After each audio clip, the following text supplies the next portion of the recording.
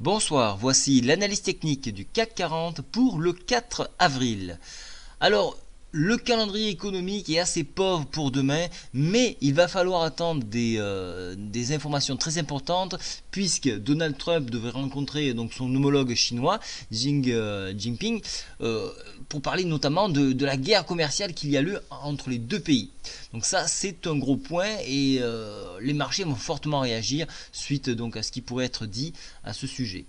Alors demain, il y a deux statistiques importantes, ce seront les ventes au détail à 11 h pour la zone euro, et puis après le discours de Draghi à 15h30.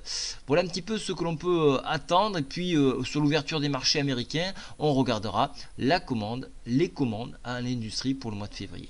Voilà un petit peu ce qu'il faut regarder. Alors maintenant on va voir le CAC 40. Alors je vais vous montrer un CAC 40 en mensuel pour bien vous matérialiser les supports, les résistances. Je vais également vous montrer le CAC en hebdo puisqu'on est en début de semaine et puis après on passera sur le journalier. Alors en mensuel, je vous ai matérialisé un support qui se trouve à 5062. Vous voyez que on l'a dépassé. On a eu un excellent mois donc de mars puisqu'on a eu une envolée haussière sans rattrapage. C'est une bougie qui est presque en gap, mais non, il y a une petite mèche, une petite ombre ici qui est touchée. Mais donc il y a quand même un très beau Marubozu ici. Alors, des Marubozu, j'ai fait des cours, pour ceux qui connaissent le chandelier japonais, il y a très souvent une importance à retracer les 50% du Marubozu. C'est ce que l'on voit généralement. Mais pour retracer un Marubozu, il faudra enfoncer les 5062, donc ce support mensuel.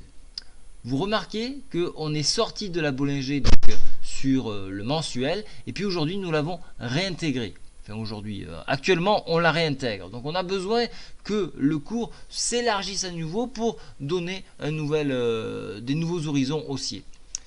En cas de débordement mensuel, on pourrait aller chercher cette résistance qui se trouve à 5272.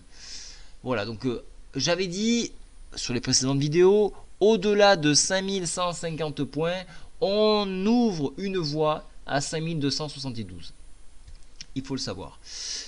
Alors on est loin de cette moyenne mobile 7, ça c'est un petit peu embêtant parce que on a besoin d'avoir ce support de cette M7 pour reprendre un petit peu pied. Donc on va attendre qu'elle monte, donc on risquerait de végéter au niveau de ce support là pour retrouver une certaine assurance, pour envisager d'aller vers ce prochain point qui peut être donc un point de sortie.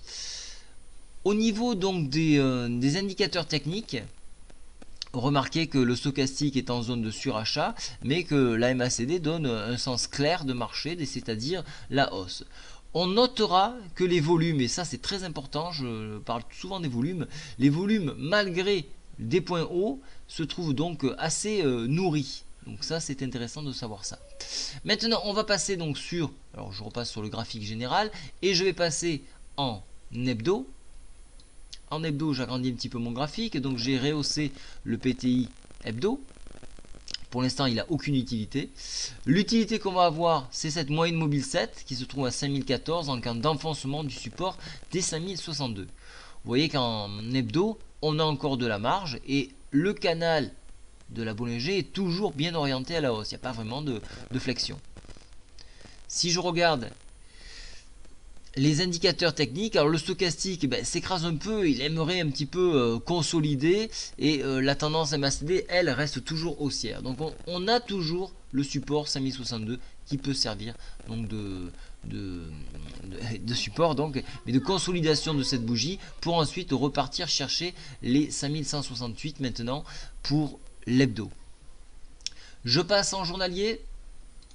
En journalier, alors là je vais faire un petit zoom, il y a beaucoup de produits. Alors j'ai tracé donc un couloir de tendance, j'ai rehaussé le PTI journalier, donc 4751.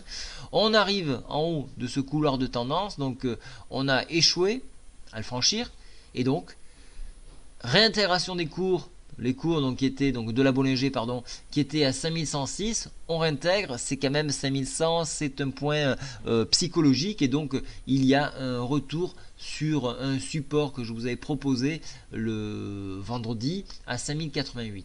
Ce support là, c'était, rappelez-vous, le point pattern que j'avais proposé. Le point pattern a bien marché sur une trentaine de points la semaine dernière. Vous voyez, hein, on est venu, donc le point a été touché à 88. On est venu chercher en mèche les 67.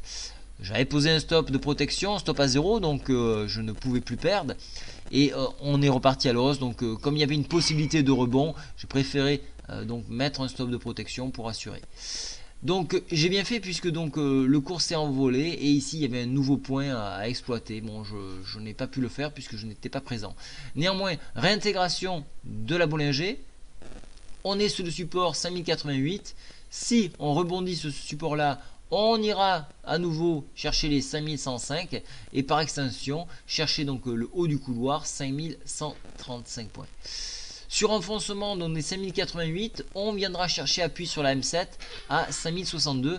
Rappelez-vous, c'était le range de travail.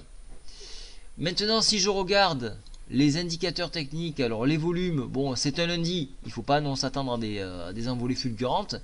Mais notez quand même que vendredi, on a eu un joli volume. Et ça, c'est intéressant de voir que les gens se repositionnent même sur des points hauts. Stochastique, on est plutôt sur une tendance baissière, on montre des signaux de fatigue, on a besoin de consolider les points hauts ici, suite normale avec cette belle hausse que nous avons eue vendredi. Au niveau de la MACD, on reste encore sur une tendance baissière. Donc, tant qu'on n'enfonce pas la MM7, on n'ira pas chercher cette M20 qui se trouve à 5022. Donc, pour l'instant, on reste encore sur de l'achat sur repli avec donc là en protection cette M7. Sous M7, attention, on ira chercher le bas de ce couloir de tendance qui correspond à la M7 avec un double support ici sur les 5021 puisqu'il correspond à un lourd travail qui avait été fait sur cette zone ici. Voilà. Donc pour ma part, achat sur repli. Et puis on verra. Mettez bien vos stops de protection, surveillez bien l'actualité, ça risquerait de bouger entre Donald Trump et donc les événements en Chine.